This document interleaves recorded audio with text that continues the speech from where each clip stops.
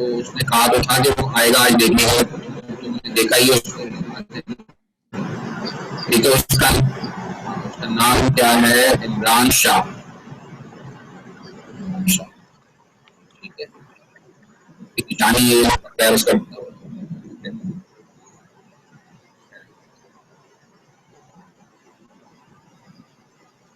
ठीक है, हाँ।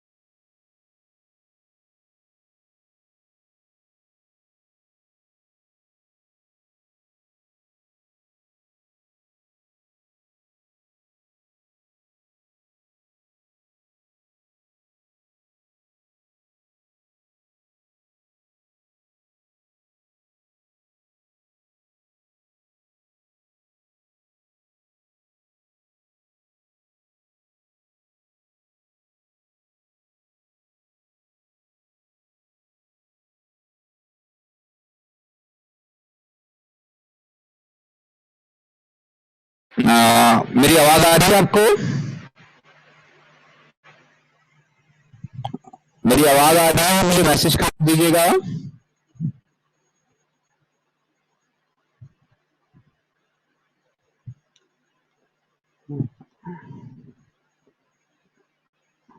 अब बहुत तेज आ रही है,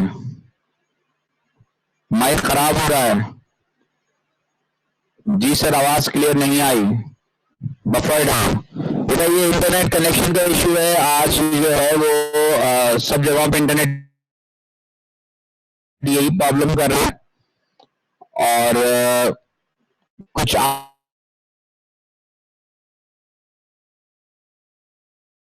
आपकी साइड से, कुछ मेरी साइड से। मैं तो कनेक्शन चेंज कर करके थक गया हूँ, लेकिन चल रहा है, लिहाजा स्टूडेंट को काफी कंप्लेन है। और इसका जो है वो कोई सोल्यूशन नहीं है। मेरी साइड से इंटरनेट का प्रॉब्लम हो रहा है, आपकी साइड से नहीं हो रहा है। आप लोग के मैसेजेस आ रहे हैं।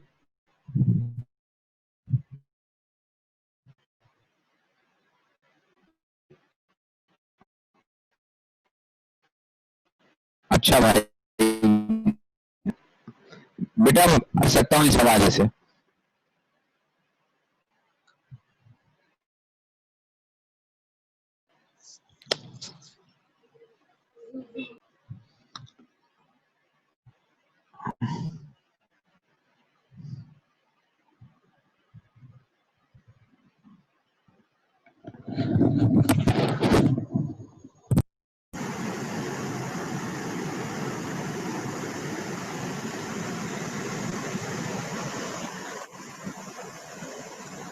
अच्छा जी, अब क्या हालात है? आपको मेरी आवाज कैसी आ रही है?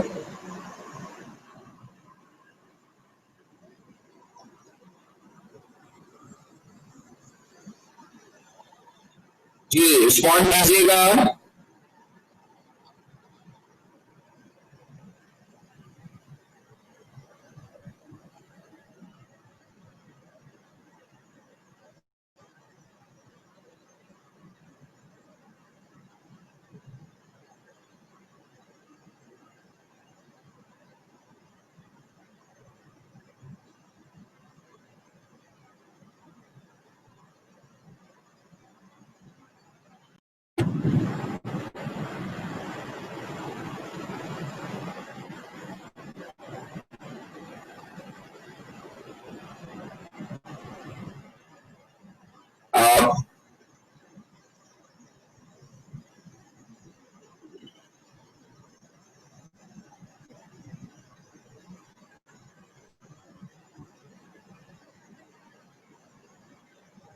अब जो है वो आवाज कैसी आ रही है?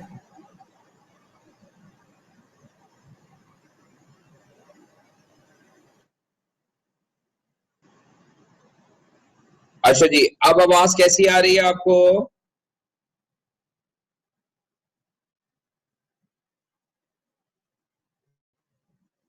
इस वक्त आवाज कैसी आ रही है? ओके ठीक है। होपफुली अब ये इशू ठीक है, बेटर, ओके। ठीक है जी, अब मुझे ये बताइए कि लास्ट क्लास में हम क्या डिस्कस कर रहे थे, कहाँ तक पहुंचे थे?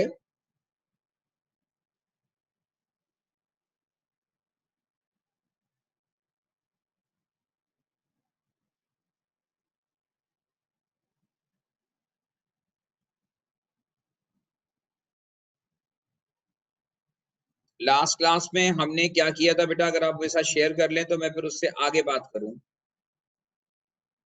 याद हो? लास्ट क्लास में हमारा क्या डिस्कशन हुआ था? क्या हमने स्ट्रॉन्ग एसिड और स्ट्रॉन्ग बेस का पीएच कर्व बना लिया था मुख्तलिफ कंडीशंस में मुख्तलिफ कॉन्सेंट्रेशन के साथ? यार अब क्यों मैसेज नहीं कर रहे भाई? पहले तो सारे मैसेज आ रहे थे आवाजों के। हेलो, जाग रहा है कोई?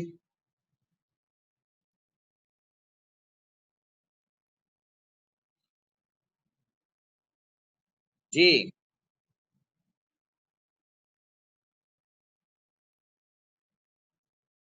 Anyone can? ओके, मैसेज आया है कोई? और हमने लास्ट शेयर किया था, पीएच कर्व नहीं बनाया था, हमने सिर्फ पीएच कर्व नहीं बनाया था।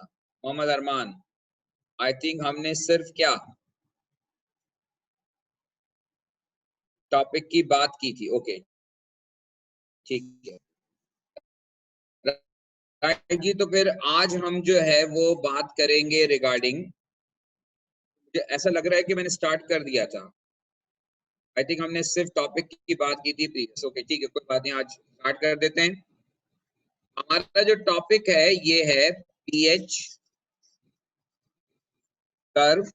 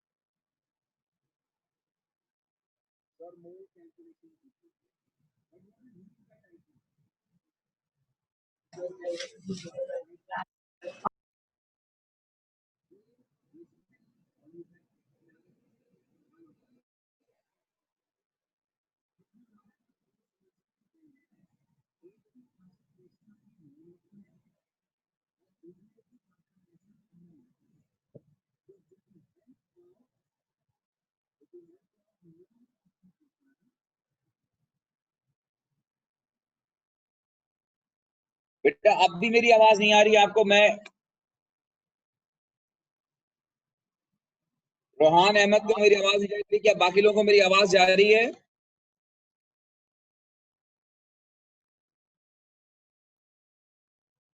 We did the pH curve and the calculations.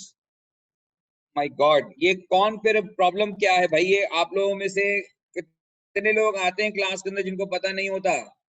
परवा कह रही है कि ये पीएच कर्व हमने जो है वो डिस्कस कर लिया था।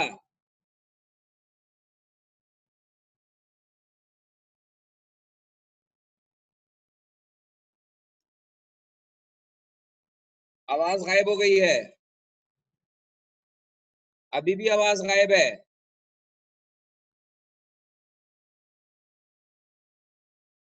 अब ठीक हो गई? मेरा बेटा ये मैं आपको बार बार बता रहा हूँ कि ये इंटरनेट का इश्यू है, ये मुस्तकिल प्रॉब्लम चल रहा है, सुबह से हर जगह यही हो रहा है। मैं कुछ भी नहीं कर सकता इस सिलसिले में, मैं जितने कनेक्शन पॉसिबल हो सकते थे सब कर चुका हूँ। लिहाजा अब अगर आवाज आप तक कम पहुंच रही है,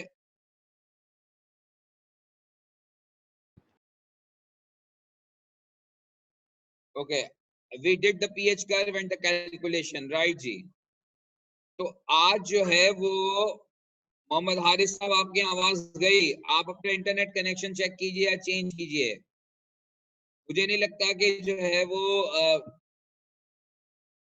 आवाज बिल्कुल सही आ रही है। अरम महमूद, देखिए बेटा, ये अब थोड़ा सा आप लोग पेशेंस का मुजाहरा करें, ये आवाज कम या ज्यादा होगी, मुख्तलिफ जगहों पे इंटरनेट का इशू चल रहा है, लिहाजा हमें इन्हीं हालात में रहते हुए पढ़ना है, अब कुछ और हम कर नहीं सकते। आज मैं आपको पीएच कर्व जो कराने जा रहा हूँ, पिछली क्लास में मैंने स्ट्रॉन्ग बेस और स्ट्रॉन्ग एसिड के दरमियान पीएच कर्व बनवाया था, और आज जो हम पीएच कर्व बनाएंगे वो बनाएंगे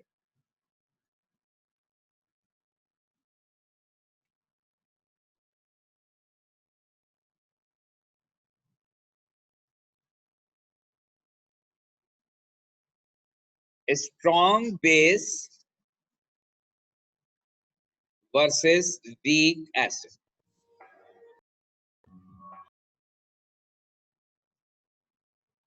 अगर आप टाइट्रेशन कोई भी स्ट्रॉन्ग बेस और वीक एसिड के दरमियान करते हैं,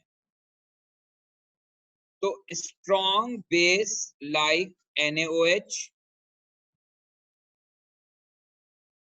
और वीक एसिड लाइक CH3CO2H, और ये CH3CO2H जो है इसका नाम है इथेनोइक एसिड। अब ethanoic acid is an example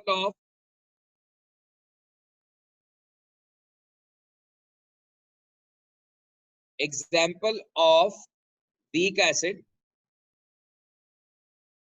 अच्छा, सपोज कि concentration of NaOH is 0.1 mole per dm cube and concentration of ethanoic acid is also 0.1 mole per dm, और हमने 25 cm क्यूब इथेनोइक एसिड का फ्लास्क में ले लिया। आपको मैंने पिछली क्लास में ही बताया था कि जिसका वॉल्यूम आपको गिवन हो वो फिक्स वॉल्यूम होता है, and fix volume should taken in a flask. So 25 cm cube of ethanoic acid is taken flask, हम ब्यूरेट में लेंगे, NaOH को हम ब्यूरेट में लेंगे। अब सवाल ये है कि हमारा एंड पॉइंट कहां पर आना चाहिए। एंड पॉइंट हमारा कहां पर आना चाहिए, इसके लिए मैं आपको बताऊं, पहले तो आप इस इक्वेशन को रिकॉल करें जो ऑर्गेनिक में आपने पढ़ी हुई है कि ethanoic acid reacts with NaOH, और जब इथेनोइक एसिड NaOH से रिएक्ट करेगा तो 1:1 के रेशियो में 1:1 का रेशियो अप्लाई होगा, salt and water is formed, 1 mole of sodium hydroxide will react with 1 mole of ethanoic acid, यानी कि इसका रेशियो 1:1 का है। और अगर रेशियो 1:1 का हो और कॉन्सेंट्रेशन भी सेम हो, तो आपको मैंने बताया था कि एंड पॉइंट भी सेम वॉल्यूम पर आएगा। ये बात हम पिछली क्लास में कर चुके हैं कि अगर रेशियो 1:1 का है और कॉन्सेंट्रेशन भी सेम है तो वॉल्यूम रिक्वायर्ड भी सेम होगा। तो अगर इसका 25 है तो इसका भी 25 ही होगा। तो 25 और 25, अब नेक्स्ट प्रॉब्लम ये है कि what will be the starting pH. आपने इथेनोइक एसिड को फ्लास्क में लिया है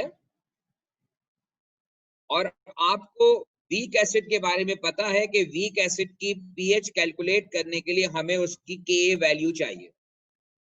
अब इस वक्त क्वेश्चन में हमें के वैल्यू गिवन नहीं है, इसका मतलब ये हुआ कि हम पीएच कैलकुलेट नहीं कर सकते।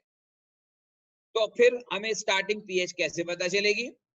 क्योंकि हमने फ्लास्क में वीक एसिड लिया है और अगर आपको ये मालूम नहीं है कि वीक एसिड की के वैल्यू क्या है, तो उस केस में आपकी स्टार्टिंग पीएच जो होगी, starting pH would be around 2.523, around 2.5 से 3 जो है ये आपकी स्टार्टिंग पीएच होगी at starting pH for weak acid. हाँ, अगर आपका एग्जामिनर आपसे पहले, अगर एग्जामिनर पहले जो है वो पीएच कैलकुलेट करवाता है बाय गिविंग के वैल्यू, अगर एग्जामिनर के वैल्यू देता है और पीएच पहले कैलकुलेट करवाता है और बाद में ग्राफ स्केच करवाता है, तो उस केस में फिर जो आप पीएच कैलकुलेट करेंगे वही आपका स्टार्टिंग पॉइंट हो। But if it is not calculated, if it is not given, then your starting pH will be around 2.5 to 3. तो ये आपका स्टार्टिंग पॉइंट होगा।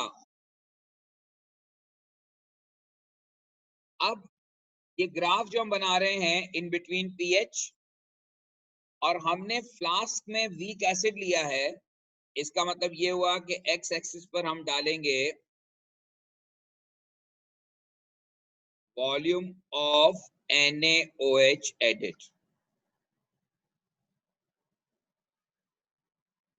और NaOH का उसी तरह से 5, 10, 15, 20, 25, 30, 35, और pH यहाँ पर 7 है, यहाँ पर pH 14 है, यहाँ अब अराउंड 3। जैसे मैंने कहा कि अगर आपको नहीं मालूम कि स्टार्टिंग pH क्या है, तो आप स्टार्टिंग pH शुरू करेंगे अपने कर्व को तकरीबन 3 से, और फिर वही कॉन्सेप्ट के आपने एसिड के अंदर अल्कली ऐड करना शुरू किया, आहिस्ता आहिस्ता पीएच की वैल्यू इंक्रीज होना शुरू होगी। लेकिन सवाल यह है कि अब कौन से पॉइंट पे जाके पीएच शार्पली इंक्रीज करेगी। जैसे मैंने स्ट्रॉन्ग एसिड में आपको बताया था कि अराउंड 3.5 पीएच शार्पली इंक्रीज करती है एसिडिक से अल्कलाइन पर। लेकिन वीक एसिड का प्रॉब्लम क्या है? वीक एसिड का प्रॉब्लम यह है कि ये पार्शियली डिसोसिएट होता है, पूरा डिसोसिएट नहीं होता। होता क्या है कि जब आप अल्कली डालते हैं तो जो एचाइन अवेलेबल होते हैं वो रिएक्ट कर जाते हैं, फिर और डिसोसिएट होता है और एचाइन प्रोड्यूस होता है, फिर और डिसोसिएट होता है, फिर और एचाइन प्रोड्यूस होते हैं। लिहाजा यहाँ पर एचाइन कंप्लीटली अवेलेबल नहीं होते क्योंकि एसिड पार्शियली डिसोसिएट हो रहा होता है, थोड़ा थोड़ा डिसोसिएट हो रहा होता है। इसलिए यहाँ पर पीएच जो है, यहाँ पर पीएच जो है वो स्टार्ट होगी अराउंड 3, और ये 3 से पीएच जो है तकरीबन पहुंचेगी 6 और 6.5 पर, और फिर ये 6.5 पर जो है ये शार्पली इंक्रीज होगी। इसका मतलब ये हुआ कि in case of weak acid आपका जो टर्निंग पॉइंट होगा दैट इज अराउंड 6.5 और 6। और मैंने आपको बताया कि ऐसा क्यों होगा, बिकॉज यहाँ पे पीएच जो है, हाइड्रोजन आयन जो है वो थोड़े थोड़े करके डिसोसिएट हो रहे होंगे, लिहाजा एचाइन बनेंगे, फिर वो इस्तेमाल हो जाएंगे, पीएच बढ़ जाएगी, फिर एचाइन और प्रोड्यूस होंगे और फिर वो रिएक्ट कर जाएंगे। तो पीएच जो है वीक एसिड के केस में तकरीबन 3 से शुरू होती है, 6.5 तक जाती है और फिर 6.5 से ये शार्पली इंक्रीज होगी, 6.5 से ये शार्पली इंक्रीज होगी अप टू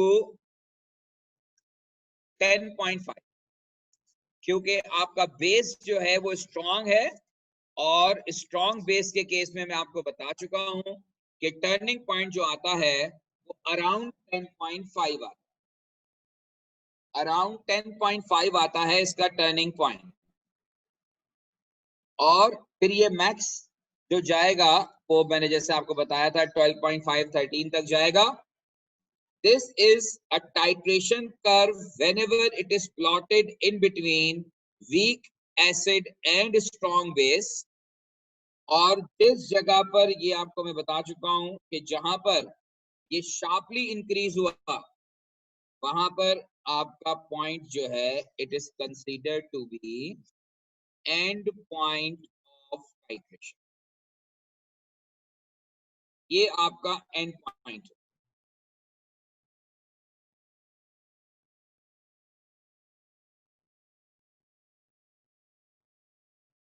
इस ग्राफ में एक बहुत इंपॉर्टेंट पॉइंट है और वो ये है कि वीक एसिड के ग्राफ से आप उस एसिड की के वैल्यू निकाल सकते हैं। बहुत इंपॉर्टेंट पॉइंट बता रहा हूं, ये चीज आपको अच्छी तरह समझनी है कि in case of weak acid and strong base we can find out K value by using this graph. अच्छा, अब एक मैं आपसे बात पूछने जा रहा हूं कि 25 cm क्यूब पर इसका एंड पॉइंट होगा, 25 cm क्यूब पर एसिड कंप्लीटली रिएक्ट कर जाएगा। आप मुझे ये बताइए कि अगर मैं 12.5 को मार्क करूं, 12.5 पर आप मुझे बता सकता है आप में से कोई कि 12.5 पे क्या कंडीशन होगी? 25 हमारा एंड पॉइंट है, तो 12.5 पर क्या होगा?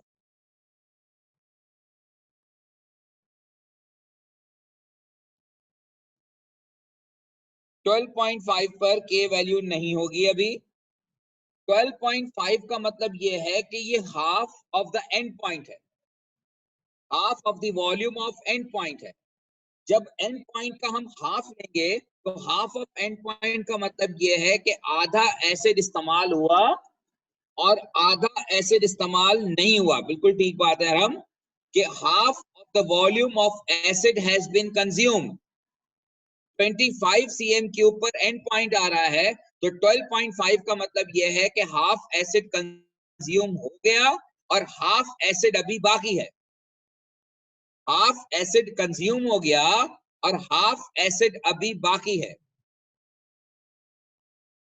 अच्छा, अब के का फॉर्मूला रिकॉल करें, K is equal to concentration of HI into A negative upon HA। अच्छा, ये A नेगेटिव क्या है?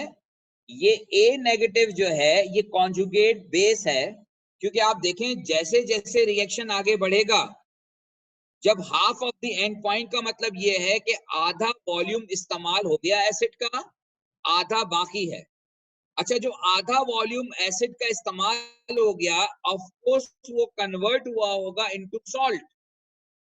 इसका मतलब ये हुआ कि जितना एसिड कंज्यूम हुआ उतना ही सॉल्ट प्रोड्यूस हुआ, यानी कि सॉल्यूशन के अंदर एसिड की, रिमेनिंग एसिड की कंसंट्रेशन और प्रोड्यूस सॉल्ट की कंसंट्रेशन बराबर हो जाएगी।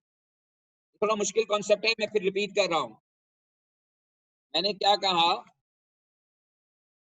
कि pH at half of the, या अभी pH में नहीं लिखता, simply at half of the endpoint, at half of the endpoint volume, concentration of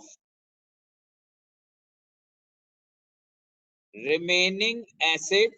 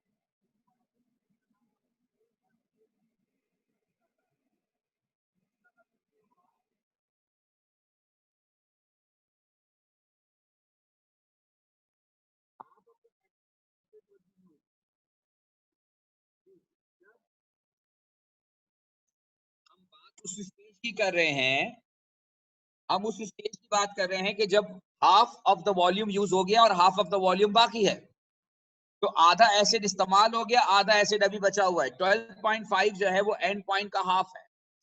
and point के हाफ का मतलब ये है कि आधा वॉल्यूम यूज हो गया, आधा वॉल्यूम अभी बाकी है।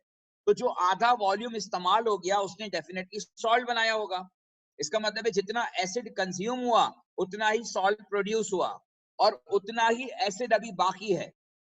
यही बात मैंने लिखी है कि concentration of remaining acid is equal to concentration of salt. Acid concentration or salt concentration, that means concentration of HA is equal to concentration of A negative। तो अब आप इस फॉर्मूले को देखिए कि Ka is equal to H positive into A negative divided by HA। और अब अगर A नेगेटिव और HA दोनों बराबर हैं तो ये कैंसिल आउट हो जाएंगे क्योंकि दोनों की कॉन्सेंट्रेशन सेम है। तो मैं ये कह सकता हूं कि Ka इस स्टेज पर जो Ka की वैल्यू होगी वो equal to concentration of HI हो। यानी इन अदर वर्ड्स हम कह सकते हैं कि अगर मैं एक लॉग की टर्म में लूं तो pKa is equal to pH।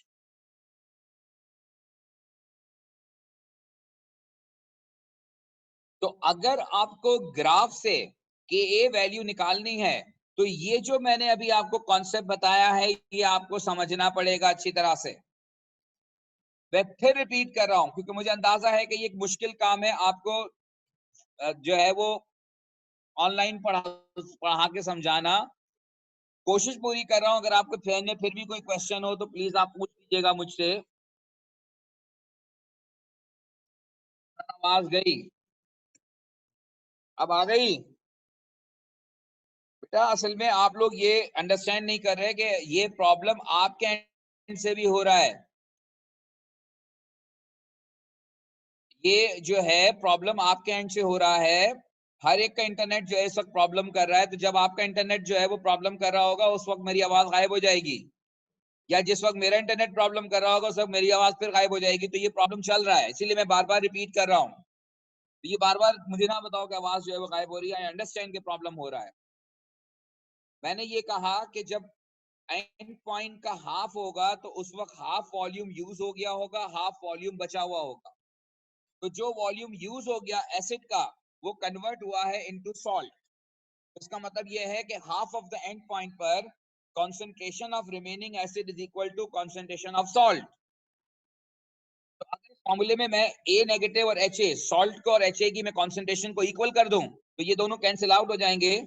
इसका मतलब यह है कि Ka is equal to H आइन,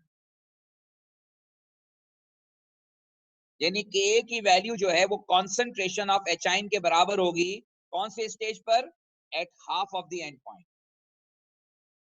मैं प्रीवियस पेज पे जा रहा हूं अब, जहां मैंने कर्व स्केच किया था। तो 25 का हाफ 12.5, इसका मतलब ये हुआ कि 12.5 पर जो भी पीएच वैल्यू होगी that is equivalent to pKa। I repeat, at half of the end point pH is equal to pKa। अब ये मैंने बिल्कुल मुख्तसर बात कर दी कि eight half of the end point of titration the pH at half of the end point volume is equal to pK। ये मैंने यहां पे ग्राफ में मार्क भी कर दिया है। अगर आपको नहीं पता तो पहले एंड पॉइंट निकालें ग्राफ से और उस एंड पॉइंट का एग्जैक्टली हाफ ले लें। उस half of the end point volume पर जो भी पीएच आएगी वो इक्विवेलेंट टू pKa होगी। और इसकी मैंने एक्सप्लेनेशन यहाँ पे लिखी है। और अब मैं एक पेज पर दोबारा से उस रिव्यू लिख रहा हूं। मैं लिख रहा हूं कि pH at half of the end point volume, pH at half of the end point volume for weak acid is equal to pKa। और फिर pKa से आप Ka कैसे निकालते हैं इस पर मैं पहले भी बात कर चुका हूं कि 10 to the power minus pK करेंगे तो K वैल्यू आ जाएगी। ये कंक्लूजन है।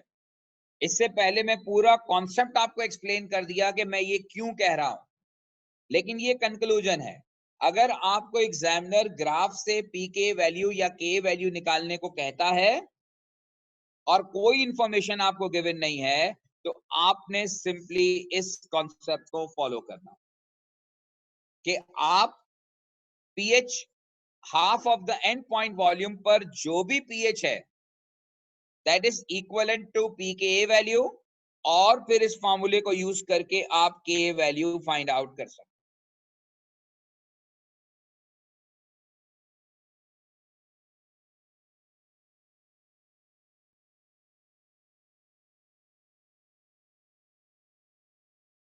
बेटा पीके वैल्यू वाली बात मैंने यहां बता दी है। मैंने यहां लिखा है कि जब कॉन्सेंट्रेशन ऑफ एसिड और सॉल्ट बराबर हो जाएंगे तो ये कट जाएंगे। पूरी टाइट्रेशन में एक पॉइंट ऐसा होगा जहां कॉन्सेंट्रेशन ऑफ एसिड और कॉन्सेंट्रेशन ऑफ प्रोड्यूस सॉल्ट बराबर होंगे। तो जब ये दोनों इक्वल होंगे तो ये कैंसिल आउट हो जाएंगे, यानी at half of the end point Ka is equal to H positive ion. और अगर हम लॉग की टर्म में लें तो pH is equal to pK।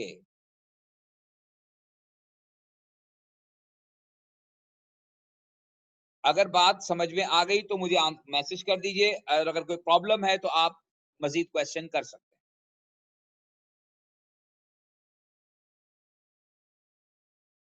ये मैंने पूरी एक्सप्लेनेशन यहां लिखी हुई है कि मैं क्यों कह रहा हूं कि pH eight half of the end point pKa होता है, because half of the end point पर जो भी वॉल्यूम होता है यूज, वहां पर एसिड का जो रिमेनिंग वॉल्यूम होता है और जो प्रोड्यूस सॉल्ट होता है वो इक्वल होता है।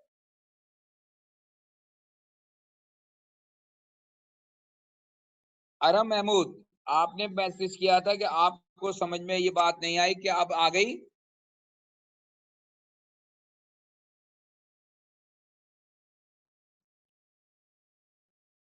Okay, good. तो ग्राफ से कैसे पी के वैल्यू निकालेंगे, ये सवाल पेपर 5 में भी आ चुका है और ये सवाल पेपर 4 में भी आ चुका है। तो आपको ये दोनों एस्पेक्ट से क्लियर होना चाहिए कि एक ग्राफ अगर आपको गिवन है तो उस ग्राफ से आप पी के वैल्यू कैसे फाइंड आउट करेंगे।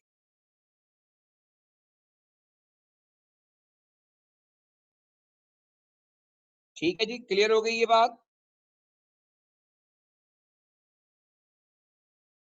ओके, अब हम एक और कंडीशन पे मूव करते हैं कि सेम हमारा अल्कली है और हम सेम वीक एसिड ले रहे हैं, लेकिन अब हम एसिड ले रहे हैं 0.2 मोल पर डीएम क्यूब और NaOH ले रहे हैं 0.1 मोल पर डीएम क्यूब और अगेन 25 cm क्यूब हम ले रहे हैं। और अब आपने प्रेडिक्ट करना है कि इसका वॉल्यूम यूज क्या होगा और फिर हम उसी तरह से कर्व स्केच करेंगे in between pH and volume of NaOH added.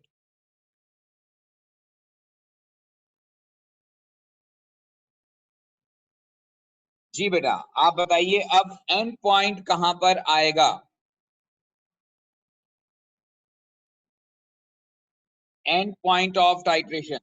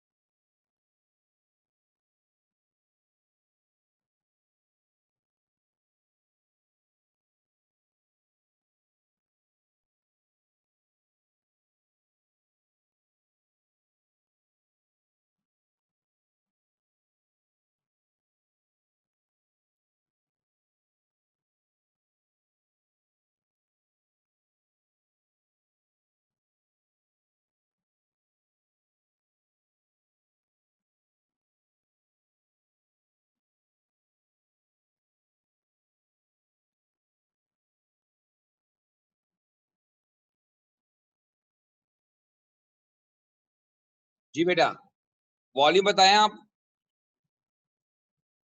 Volume बताएं, वॉल्यूम क्या यूज होगा? पिछली क्लास में ये कॉन्सेप्ट समझाया था आपको।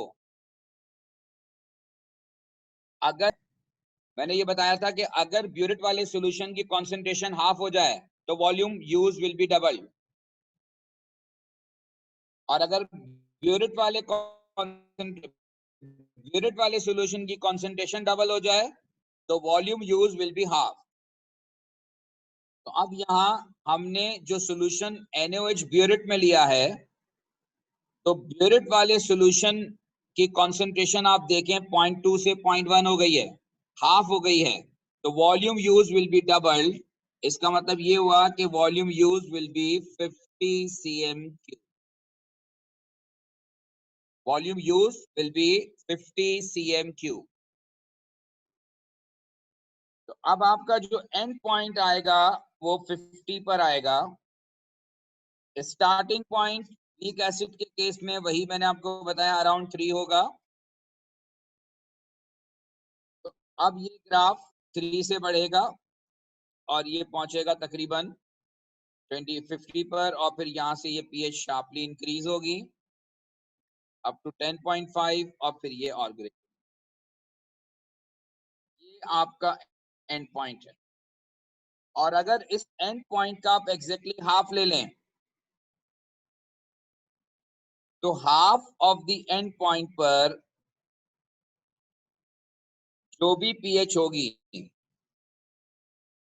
वो इक्वल टू पीकेए। होपफुली आपको मेरी ये बात समझ में आ गई होगी और कर्व आपको स्केच करना क्लियर हो गया। एंड पॉइंट कहां से आएगा और कैसे आएगा ये वाली बात भी आपकी समझ में आ गई होगी। कोई अगर इसमें आपको कंफ्यूजन है स्टिल तो बताइए।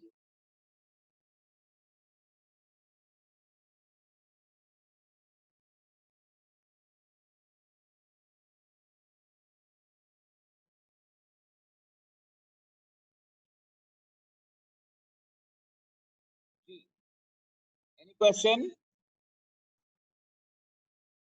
राइट जी। अब एक एग्जाम्पल और इसमें कर लेते हैं और वो एग्जाम्पल ये है कि अगर आपका अल्कली KOH है और आप इसको weak acid like propanoic acid से, अच्छा प्रोपेनोइक एसिड, इथेनोइक एसिड या कोई भी और ऑर्गेनिक एसिड है, नॉर्मली उसमें अब जैसे यहाँ प्रोपेनोइक एसिड का मतलब एक कार्बोक्सिलिक ग्रुप और एक कार्बोक्सिलिक ग्रुप का मतलब ये है कि ये मोनोप्रोटिक एसिड है और मोनोप्रोटिक एसिड का मतलब ये है कि 1:1 का रेशियो होगा। तो अब अगर आपके पास KOH जो है, suppose KOH is 2 mole per dm cube and propanoic acid is 1 mole per dm cube, लेकिन इस मर्तबा आप जो है वो इस्तेमाल कर रहे हैं KOH 25 cm3। ये आपका स्टार्टिंग मटेरियल है। तो अब KOH आप सबको पता है कि KOH is an example of strong base और propanoic acid is an example of weak acid. अब ये तो फॉलो करेगा और एंड पॉइंट आप प्रेडिक्ट कर लें, एंड पॉइंट आप प्रेडिक्ट कर लें कि ये वाला प्रोपेनोइक एसिड जो है वो ब्यूरेट में है। तो एंड पॉइंट जो आएगा, अगर ब्यूरेट वाले सॉल्यूशन की कंसंट्रेशन जैसे कि हाफ हो रही है तो ब्यूरेट वाले सॉल्यूशन का वॉल्यूम जो है वो डबल हो जाएगा। इसका मतलब ये है कि end point will be at 50 cm3 और आपका जो स्टार्टिंग पॉइंट होगा वो KOH है, स्ट्रॉन्ग बेस है। तो इसका मतलब ये हुआ कि आपकी जो पीएच होगी वो 0.2 मोल पर डीएम क्यूब की आप पीएच कैलकुलेट कर सकते हैं, क्योंकि आपको पता है कि स्ट्रॉन्ग बेस की पीएच कैसे कैलकुलेट की जाती है। स्ट्रॉन्ग बेस की पीएच कैलकुलेट करने के लिए आपको KW की वैल्यू यूज करनी होती है। तो अब आप इस केस में जब कर्व स्केच करेंगे तो ये कर्व होगा in between pH and volume of acid added और एंड पॉइंट हम पहले डिसाइड कर चुके हैं 50 पर आएगा। ये pH 7 है और ये pH 14 है, ये 0 है। तो ग्राफ 13 के आसपास शुरू होगा, उसी तरह से डिक्रीज होगा और अराउंड 10.5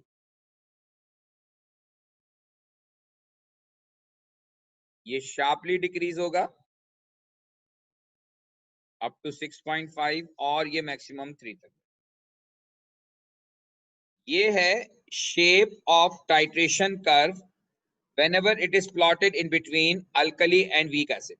आप देखें टर्निंग पॉइंट वही रहा, तो कुछ भी है जो भी है तो 5 ही ला दो। ये 10.5 है टर्निंग पॉइंट और इसका टर्निंग पॉइंट जो है वो अराउंड 6.5।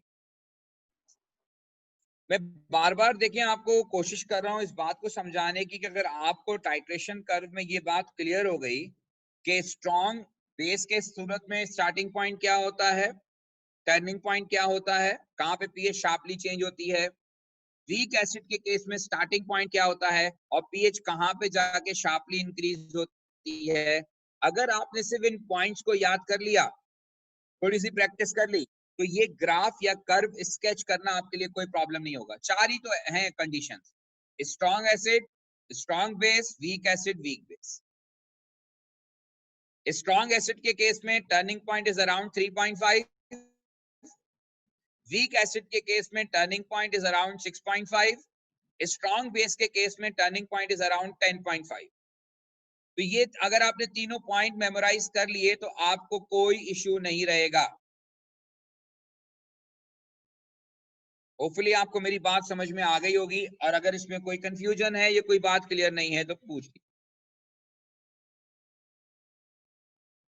ठीक है जी, अब आते हैं हम नेक्स्ट एग्जाम्पल पर, और नेक्स्ट एग्जाम्पल पर हम मैं इसको आखिर में कंक्लूड कर दूंगा, जो पॉइंट मैंने कहा है वो लिख दूंगा। बेटा अब कुछ किसी का माइक ऑन हो गया है, प्लीज को बंद कर दीजिए। अब हम अमोनिया और HCl ले रहे हैं, और ammonia aqueous is an example of weak base और HCl is an example of strong acid. अब एक्चुअली हम रिलेशन कर रहे हैं in between weak base and strong acid.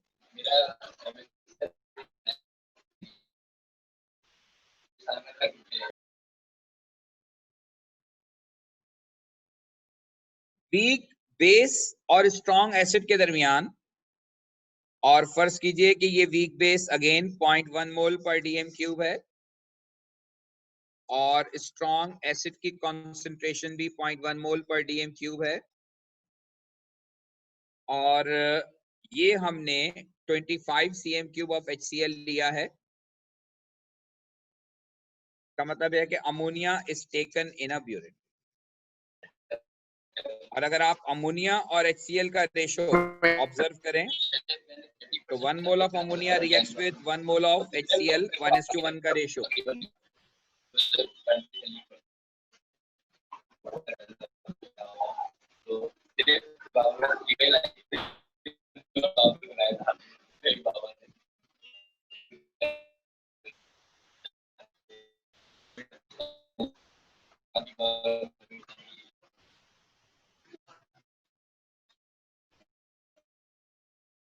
तो अब ये 1:1 का रेशो है, इसका मतलब ये हुआ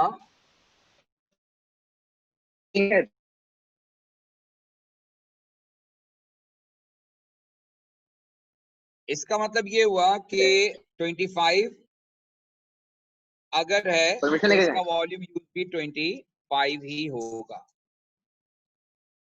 25 cm क्यूब 25 cm क्यूब से रिएक्ट करेगा। लेकिन अब सवाल यह है कि वीक बेस है और स्ट्रॉन्ग एसिड है, और आपने ब्यूरेट में अमोनिया लिया है। अब जो ग्राफ हम स्केच करेंगे पीएच, और बेटा अपना माइक म्यूट कर दें प्लीज।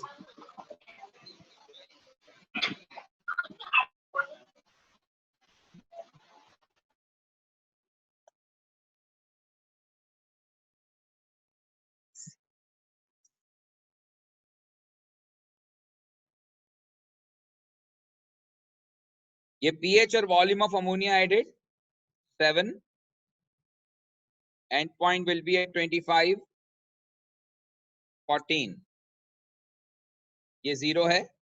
अब अगेन आपका एसिड स्ट्रॉन्ग है 0.1 मोल पर डीएम क्यूब HCl, तो इसका स्टार्टिंग पॉइंट pH 1 पर होगा, और इसका टर्निंग पॉइंट जो होगा वो अराउंड 3.5 होगा, जो मैं आपको पहले ही बता चुका हूं।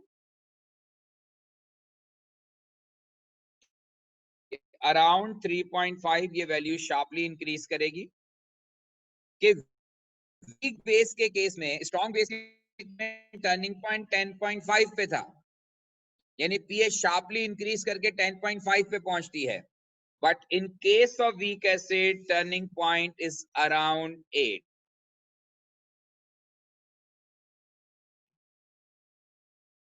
Around 8 to 8.5. मैक्सिमम जो जाता है, ये मैक्सिमम जाएगा अराउंड 11.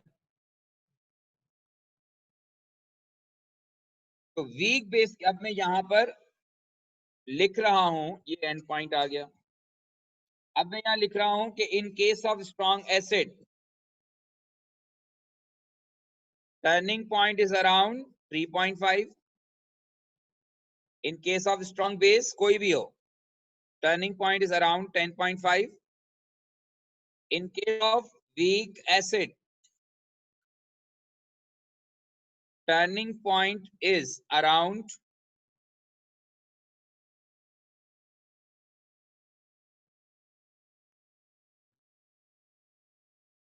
और वीक बेस के केस में टर्निंग पॉइंट इज अराउंड 8. अगर आप सिर्फ इन टर्निंग पॉइंट्स को मेमोराइज कर लें तो आपका मसला बड़ी हद तक हल हो जाएगा.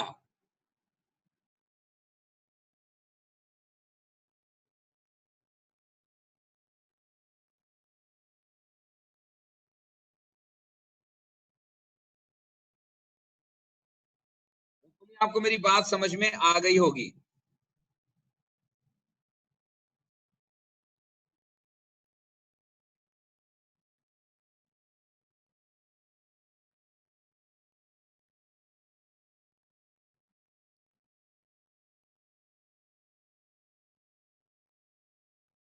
सबको क्लियर है?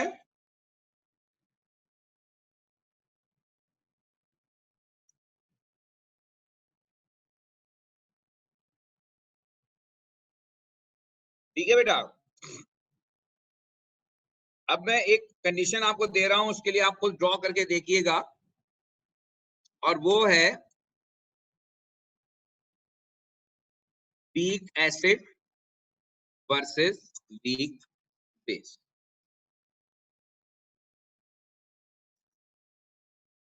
और ये जो टॉपिक है, आप टॉपिक बुक से पढ़ेंगे, और बुक से पढ़ने के बाद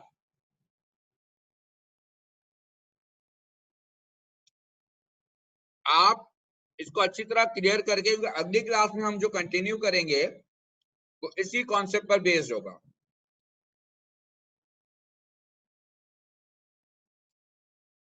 वीक एसिड में अमोनिया, सॉरी वीक बेस में अमोनिया,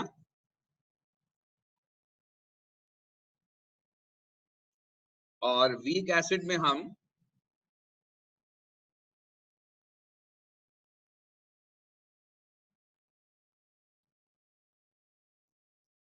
इथेनोइक एसिड ले लेते हैं.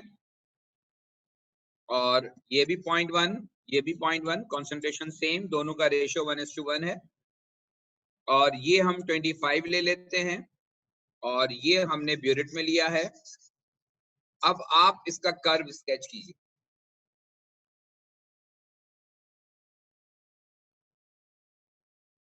तो ये आपका होमवर्क है, इसको कर लीजिएगा. इसमें कोई अगर प्रॉब्लम हो तो फिर मुझे नेक्स्ट क्लास में बताइएगा. कोई सवाल अगर है तो प्लीज पूछ लीजिए.